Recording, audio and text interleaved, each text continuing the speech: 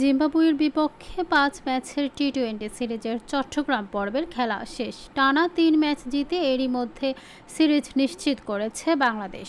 এবার ঢাকা পর্বের অপেক্ষা। এই পর্বের ২ ম্যাচ জিতে জিম্বাবুকে হোয়াইট ওয়াশের লক্ষ্যে ১৫ সদস্যর দল ঘোষণা করেছে বাংলাদেশ। সিরিজের শেষ ২ ম্যাচ হবে ঢাকায়। সেই ২ ম্যাচের জন্য আজ বুধবার ৮ মে দল ঘোষণা করা হয়েছে। দলে ফিরেছেন সাকিব আল হাসান, সৌম্য সরকার ও মুস্তাফিজুর রহমান। তবে ১৫ সদস্যর দল থেকে বাদ পড়েছেন পেসার শরীফুল ইসলাম, আবিব হোসেন ও ওপেনার পারভেজ হোসেন ইমন।